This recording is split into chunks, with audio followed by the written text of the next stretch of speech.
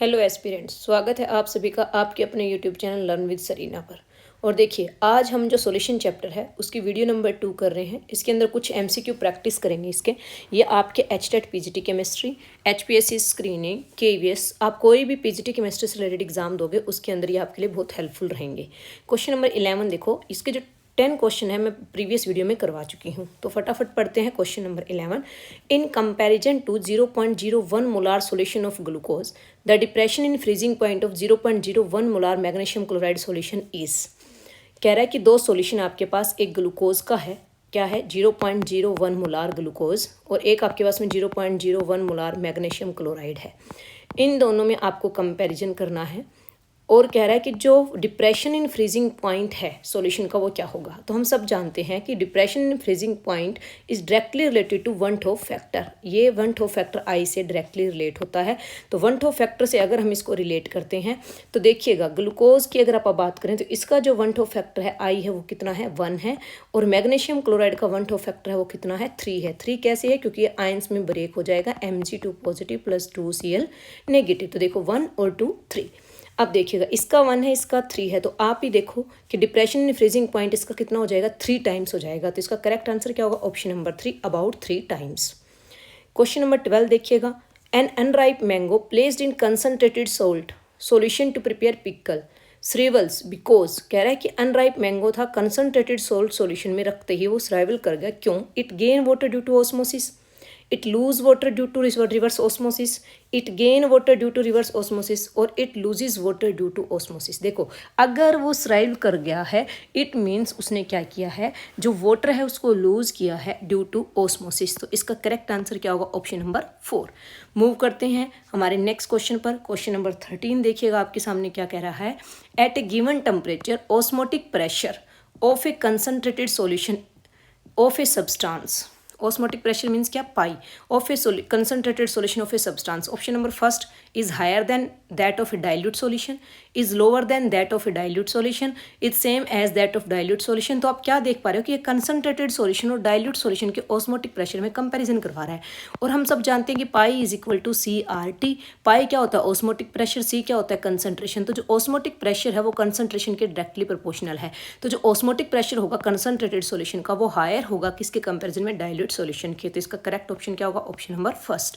Move करते हैं next question पर। हमारा नेक्स्ट क्वेश्चन क्या है, क्वेश्चन नंबर 14 देखिएगा, which of the following statement is false. Question को ना बड़े आराम से पढ़ना है। इसने पूछा कि कौन सी स्टेटमेंट फॉल्स है, इट मीन्स इसके अंदर एक स्टेटमेंट फॉल्स है, 3 स्टेटमेंट करेक्ट है। तो आपकी नॉलेज भी इंप्रूव होगी अगर आप वो स्टेटमेंट देखेंगे। Two different solution of sucrose, देखो सॉल्यूशन है 2 डिफरेंट लेकिन मोलैलिटी सेम है, प्रिपेयर्ड इन डिफरेंट सोलवेंट, लेकिन सोलवेंट क्या है, डिफरेंट है, will have the same depression in freezing point. कह रहा है उनका depression in freezing point same होगा। देखिए, हम सब जानते हैं कि अपने पास जो बात करें डिप्रेशन इन फ्रीजिंग पॉइंट, तो delta TF is equal to KFM। और ये जो हमारे पास KF होता है, अगर हम बात करें freezing point depression constant, it's value depends upon the nature of solvent. इसकी जो वैल्यू है वो नेचर ऑफ सोलवेंट पर डिपेंड करती है। और इस स्टेटमेंट में ये क्या कह रहा है कि प्रिपेयर्ड इन डिफरेंट सोलवेंट। अगर सोलवेंट डिफरेंट है तो KF भी क्या होगा, डिफरेंट होगा। KF डिफरेंट होगा तो डेल्टा TF भी क्या होगा, डिफरेंट होगा। It means depression in freezing point क्या है, सेम नहीं होगा, क्या होगा, डिफरेंट होगा। तो इसका correct answer false statement first ही मिल गई। ये स्टेटमेंट करेक्ट तब होती है जब सेम की जगह आपके पास क्या हो जाता है, different depression in freezing point. Second देखिएगा, the osmotic pressure of a solution is given by the equation pi is equal to CRT। ये बात तो बिल्कुल करेक्ट है। C क्या होता है, मोलैरिटी होती है। Decrease in order of osmotic pressure for 0.01 molar अक्वस solution of barium chloride, potassium chloride, acetic acid and sucrose is this. बिल्कुल सही बात है। ऑस्मोटिक प्रेशर जो है 0.01 मोलार का इस एयर में डिक्रीज होगा, क्योंकि ऑस्मोटिक प्रेशर भी क्या हो गया, डिपेंड कर गया किस पे, वन टॉप फैक्टर पे। तो इसमें वन टॉप फैक्टर कितना है आपके पास में, 3 है। इसमें वन टॉप फैक्टर कितना है आपके पास में, 2 है। इसमें कितना है, 1 है। ये वीक है, इसमें भी 2 है। ठीक है, अब देखिएगा, लेकिन वीक है इसलिए यहाँ पे आ गया। नेक्स्ट क्वेश्चन नंबर 4 की बात करें तो according to Raoult, option number 4 sorry, according to Raoult's law the vapour pressure exerted by a volatile component of a solution is directly proportional to its mole fraction in the solution. बात ये भी correct है, roles law यही explain करता है। तो ये आपके पास बात होगी क्वेश्चन नंबर 14 की। क्वेश्चन को देखिए, इतने ध्यान से पढ़िए कि इसमें जो भी बातें आ रही है वो किसी भी तरीके से आपके पास MCQ में घूम के आ सकते हैं, तो आप उनको समझ बनाइए। नेक्स्ट क्या, the value of van't Hoff factor for KCl, NaCl and K2SO4 are this. देखो वन टॉप फैक्टर बोले तो क्या, I, वन टू फैक्टर की अगर मैं आपको स्टेटमेंट दूं कि वन टू फैक्टर होता क्या है, तो देखिएगा the number of total ion present in the solution, कि सॉल्यूशन में कितने total number of ion present is known as van't Hoff factor. तो देखिए KCl के कितना होगा, K पॉजिटिव Cl नेगेटिव, मतलब वन टू फैक्टर हो गया 2, Na positive Cl negative means van't Hoff factor हो गया 2, इसका क्या हुआ 2K पॉजिटिव प्लस में SO4 2 नेगेटिव मीन्स 2 और 1 3, तो वन टू फैक्टर हो गया 3, तो इसका आंसर होगा 2 2 and 3 means option number 2 is the correct answer. Clear बात। तो ये हो गया आपके पास। मूव करते हैं नेक्स्ट क्वेश्चन पर। नेक्स्ट हमारा क्वेश्चन क्या कह रहा है उसको भी देख लेते हैं। तो ये हो गया आपके पास में which of the following statement is false, इनमें से कौन सी स्टेटमेंट फॉल्स है। देखो क्वेश्चन को बड़े ध्यान से पढ़ना, स्टेटमेंट फिर से क्या पूछ ली, फॉल्स, कि कौन सी स्टेटमेंट आपके पास में इसमें फॉल्स है। चलो देखते हैं क्या कह रहा है ये। The unit of atmospheric pressure and osmotic pressure are the same, ये बात बिल्कुल सही है, ऑस्मोटिक प्रेशर और एटमॉस्फेरिक प्रेशर की यूनिट सेम ही होती है। In reverse osmosis, solvent molecule moves through a semi-permeable membrane from a region of lower concentration of a solute to a region of higher concentration। ये बात हो गई आपके पास में इसकी wrong, क्योंकि रिवर्स ऑस्मोसिस में जो सॉल्वेंट मॉलिक्यूल मूव करते हैं semi permeable from a region of higher concentration of solute to lower, mean lowers की जगह क्या आना चाहिए था, हायर, और हायर की जगह क्या आना चाहिए था आपके पास में, लोअर आना चाहिए था, तो ये स्टेटमेंट ठीक होती थी। इसने फॉल्स ही पूछा था, तो हमारा आंसर होगा ऑप्शन नंबर 2। नेक्स्ट ऑप्शन भी पढ़ लेते हैं। The value of molar depression constant depends upon the nature of solvent. बिल्कुल, अभी भी आपको मैंने बताया था लास्ट क्वेश्चन में कि KF की वैल्यू जो है वो नेचर ऑफ सॉल्वेंट पर डिपेंड करती है। Relative lowering of vapour pressure is a dimensionless quantity, ये बात भी बिल्कुल सही है। चलो मूव करते हैं नेक्स्ट क्वेश्चन पर। क्वेश्चन नंबर आपके पास में है 17। The value of Henry constant KH increase with increase in temperature, decrease with increase in temperature, और आपके पास में क्या कह रहा है, remains constant first increase then decrease. देखिए जो हेनरी कांस्टेंट होता है KH, it is directly proportional to temperature and inversely proportional to solubility. ये बात ना आप अपने दिमाग में रखना, इससे आप बहुत सारे क्वेश्चन कर पाओगे। मीन्स क्या, हेनरी कांस्टेंट की वैल्यू इंक्रीज होगी अगर टेम्परेचर इंक्रीज करोगे, और इसकी सोल्यूबिलिटी क्या होगी, डिक्रीज। मीन्स अगर आप KH की वैल्यू इंक्रीज करते हो तो टेम्परेचर इंक्रीज होगा, और जो सोल्यूबिलिटी को मैं ऐसे लिख रही हूँ, सोल्यूबिलिटी क्या होगी, डिक्रीज होगी। तो इसने क्या कहा, value of Henry constant increase with increase in temperature, तो ऑप्शन नंबर ए। चलो क्वेश्चन नंबर 18 देखिए। The value of Henry constant KH is greater for gases with higher solubility. देखो सोल्यूबिलिटी कम होगी तब हेनरी कांस्टेंट क्या होगा, ज़्यादा होगा। इट मीन्स क्या, option number 2 is correct. Greater for the gases with lower solubility, जिस गैस की सोल्यूबिलिटी कम होगी उसका हेनरी कांस्टेंट क्या होगा, ज़्यादा होगा। तो इसका करेक्ट ऑप्शन क्या होगा, ऑप्शन नंबर 2। तो आई होप आपको ये बात समझ में आ गई होगी। नेक्स्ट मूव करते हैं। हमारा नेक्स्ट क्वेश्चन क्या कह रहा है, क्वेश्चन नंबर 19 देखिएगा। थोड़ा सा डायग्राम बना करके अच्छे से क्वेश्चन दे रखा है, इसको देखते हैं, समझते हैं। Consider the figure 2.1, mark the correct option. ये आपके सामने फिगर दे रखा है, पिस्टन, ये आपके पास में A है, पिस्टन A, ठीक है। यहाँ पर ये पिस्टन B, यहाँ पर आपके पास सेमी परमेबल मेम्ब्रेन लगा रखी है, ये फ्रेश वाटर है, ये कंसनट्रेटेड सोडियम क्लोराइड है। Water will move from side A to side B if a pressure lower than osmotic pressure. गलत, लोअर देन में तो वाटर मूव करेगा ही नहीं। दूसरी बात, यहाँ से वाटर मूव करेगा ही नहीं, ठीक है। इसका ऑप्शन होगा water will move from side B, side B से वाटर मूव करेगा किसकी तरफ, साइड A की तरफ। If pressure is greater than osmotic pressure, applied pressure जो है ना वो आपको ऑस्मोटिक प्रेशर से क्या होगा, ज़्यादा होगा। ये बात बिल्कुल सही, option number 2 is the correct answer. क्योंकि हम सब जानते हैं कि जो आपके पास में रिवर्स ऑस्मोसिस होती है उसमें अगर हम प्रेशर हायर देंगे ऑस्मोटिक प्रेशर से, तो जो सॉल्वेंट है वो फ्लो करेगा solution into the pure solvent through the semi permeable membrane. चलो उसके बाद मूव करते हैं नेक्स्ट क्वेश्चन पर। क्वेश्चन नंबर 20 देखिएगा, बहुत ही इंपॉर्टेंट क्वेश्चन है। क्या कह रहा है आपको, आपके पास 3 एक्वस सॉल्यूशन है सोडियम क्लोराइड के, एक की कंसंट्रेशन 0.1 है, एक की 0.01 है, एक की 0.001 है। मीन्स A, B और C 0.1, 0.001, 0.01 और उसके बाद में क्या है आपके पास में 0.001 मोलार। ये सारे मोलार के अंदर आपको कंसंट्रेशन गिवन है। क्या पूछ रहा है, the value of van't Hoff factor, means I की वैल्यू पूछ रहा है। मीन्स ये पूछ रहा है IA, IB और IC क्या होगा। देखो डायरेक्टली प्रोपोर्शनल होता है कंसंट्रेशन के I, तो जिसकी कंसंट्रेशन जो है आपके उसमें कंसंट्रेशन डिक्रीज होगी तो वन टॉप फैक्टर क्या होगा, डिक्रीज होगा। तो देखो किसकी कंसंट्रेशन इधर जा रहे हैं तो आपका कंसंट्रेशन क्या हो रही है, डिक्रीज हो रही है, तो वन टॉप फैक्टर भी क्या होगा, डिक्रीज होगा। मीन्स IC का सबसे कम होगा, IA का ज़्यादा, तो option number 2 is the correct answer.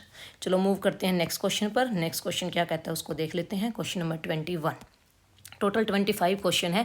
एक एक चैप्टर से मैं आपको 25-30 के करीब क्वेश्चन करवाऊंगी। अगर आप उनको अच्छे से पढ़ लेते हैं तो आपका थोड़ा इस पे कमांड बन जाएगी। देखिएगा, अगर हम बात करें on the basis of the information given below the mark correct option, आपको करेक्ट ऑप्शन को मार्क करना है। इन्फॉर्मेशन आपको दे रखी है।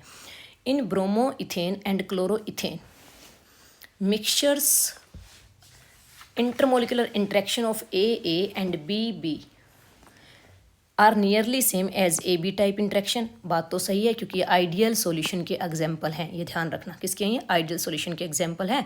तो आइडियल सॉल्यूशन किसको फॉलो करता है? रोल्स लॉ को। तो ये हो गया आइडियल।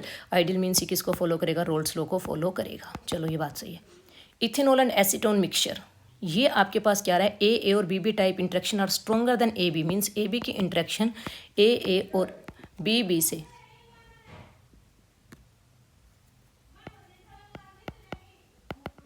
BB इंट्रैक्शन से क्या है आपकी? कम है। AA और AB BB से इंट्रैक्शन से कम है। इट मीन्स ये आपके पास में क्या है? ये roles law showing positive deviation है ये तो, ठीक है। ये non ideal solution showing positive deviation है। ये आपके पास में क्या है? वीकर देन AB, मतलब इसका रिवर्स है ये कि AB में इंट्रैक्शन ज़्यादा है, तो ये है नेगेटिव डाइवेशन। तो आपके पास कह रहा है कौन सी बात ठीक होगी? B और C फॉलो रोल्स लॉ, ये तो करे इनकरेक्ट है। Option number 2 solution A will follow Raoult's law, very good, ये इसका आंसर होगा 21 का 2। B will show negative deviation, no wrong. B क्या शो करेगा? Positive deviation. C will show positive deviation, no wrong. C will show negative deviation. तो ये आपके पास में बात हो गई। क्वेश्चन नंबर 22 देखिएगा आपके सामने क्या कह रहा है। थोड़ा सा समझाने की इसने कोशिश की है, एक्टिविटी के बेस पर क्वेश्चन दे दिया है, इसको अच्छे से देखेंगे। 2 beaker of capacity 500 ml, A और B, ये 2 बीकर दे रखे हैं 500 के। देखो ये वाटर है, इसमें सोडियम क्लोराइड सॉल्यूशन डाल दिया इसने। स्टेटमेंट को पढ़ोगे आप, और आप हम सब जानते हैं कि जब हम नॉन वोलेटाइल सोल्यूट ऐड कर देते हैं तो वेपर प्रेशर क्या हो जाता है? डिक्रीज हो जाता है, ये हम सब जानते हैं। तो इसका आंसर क्या होगा? Vapour pressure in container A is more than the container B। बिल्कुल सही है, इसका ऑप्शन नंबर फर्स्ट होगा क्योंकि इसमें आपने नॉन वोलेटाइल सोल्यूट ऐड किया। सोल्यूट के ऐड करते ही क्या होगा? वेपर प्रेशर डिक्रीज हो जाता है। वेपर प्रेशर डिक्रीज क्यों हो जाता है वो हम देखते हैं। This is due to decrease in surface covered by solvent molecule. चलो क्वेश्चन नंबर आपके पास में आता है नेक्स्ट, दैट इज द 23। क्या कह रहा है आपके पास में? बहुत ही important question. If 2 liquids A and B form minimum boiling azeotrope. ध्यान रखना, मिनिमम बॉइलिंग एजियोट्रोप कौन बनाता है? जिसके पास में क्या होता है? जो क्या होता है? नॉन आइडियल सॉल्यूशन है शोइंग पॉजिटिव डाइवेशन, जो पॉजिटिव डाइवेशन शो करेगा। तो पॉजिटिव डाइवेशन में मैंने आपको क्या बताया था कि AB की इंट्रैक्शन जो हो वीकर होती है किससे? AA और BB इंट्रैक्शन से। तो आप देख लो कौन सा ऑप्शन करेक्ट है इसके अंदर 23 के अंदर। तो 23 की अगर हम बात करें तो AB interaction are weaker than those between AA और BB। तो ये होगा इसका करेक्ट आंसर। 24 की बात करते हैं। 4 लीटर ऑफ 0.02 मोलर सॉल्यूशन, मतलब ये वॉल्यूम दे रखी है V1, ये आपको मोलैरिटी दे रखी है M1। aqueous solution of NaCl was dilute by adding 1 litre of water. उसमें 1 लीटर वाटर ऐड कर दिया, मीन्स 4 पहले था, 1 ऐड कर दिया, तो टोटल फाइनल वॉल्यूम कितनी होगी आपकी? 5 लीटर। तो ये होगी V2। क्या पूछ रहा है आपसे? मोलैलिटी। मोलैलिटी मीन्स आपसे क्या पूछ रहा है? M2। चलो मोलैलिटी की इक्वेशन लगा दो, हम सब जानते हैं मोलैलिटी की इक्वेशंस क्या होती है? M1V1 is equal to M2V2। देखो हमें क्या निकालना है? M2, तो हमारा फॉर्मूला क्या बन गया? M1V1 और डिवाइड बाई M2। बताओ M1 कितना है? 0.02, V1 कितना है? 4 और डिवाइड बाई में V2 कितना है? 5। जब हम इसको सोल्व कर लेंगे तो देखो इसको सोल्व करेंगे तो हमारे पास आ जाएगा 0.016 मोलार। तो इसका ऑप्शन देख लेते हैं कौन सा है। नेक्स्ट पेज पे लिए चलना पड़ेगा, सोल्व करके मैंने आपको दिखा दिया है। तो इसका option number D is the correct answer, option number 4। तो ये होगा इसका करेक्ट आंसर, हमने सोल्व कर लिया। मूव करते हैं नेक्स्ट क्वेश्चन पे, 25 क्वेश्चन। देखो क्या कह रहा है। On the basis of the information given below mark the correct option. On adding acetone to methanol, some of the hydrogen bond between methanol and molecules break। देखो बार बार आ रहा है ये। इट मीन्स ये कौन सा था? पॉजिटिव डाइवेशन वाला था। मीन्स क्या है? AB की इंट्रैक्शन वीक हो गई, किससे? AA और BB से। मैंने बहुत बार करवा दिया। और पॉजिटिव डाइवेशन है तो क्या शो करेगा? Minimum boiling azeotropes. ध्यान रखना, तो चेक कर लो, ऑप्शन मैच कर लो कि कौन सा इसमें मिनिमम। तो क्या कह रहा है? At specific composition methanol and acetone mixture will form minimum boiling azeotrope and show positive deviation. तो ऑप्शन फर्स्ट ही करेक्ट हो गया, आगे जाने की नीड है नहीं। मूव करते हैं नेक्स्ट क्वेश्चन पर। देखिएगा नेक्स्ट क्वेश्चन क्या कह रहा है। 26 question. KH value for argon, carbon dioxide, formaldehyde, methane are this. Arrange these in increasing order of solubility. देखो क्वेश्चन आ गया, मैंने आपको बताया था KH is directly proportional to temperature and inversely proportional to solubility. जिसका KH वैल्यू ज़्यादा है उसकी सोल्यूबिलिटी कम है। तो ढूंढ लो किसकी KH वैल्यू सबसे ज़्यादा है। सबसे ज़्यादा KH वैल्यू इसकी है आर्गन की, तो इसकी सबसे कम सोल्यूबिलिटी होगी। इट मीन्स ये 2 ऑप्शन तो रॉन्ग हो गए, दोनों ठीक हो सकते हैं। आर्गन के बाद में देख लो आपके पास में किसकी KH वैल्यू ज़्यादा है। देखो फटाफट, किसकी KH वैल्यू ज़्यादा है? कार्बन डाइऑक्साइड की। तो आर्गन के बाद कौन आएगा? Carbon dioxide. Means option number कौन सा करेक्ट हो जाएगा? 3। आगे आप जा सकते हो, तो डायरेक्ट भी कर सकते हो। तो ये हमारे पास इसके 20 क्वेश्चन थे। आई होप आपको क्लास समझ में आई होगी। Thank you so much.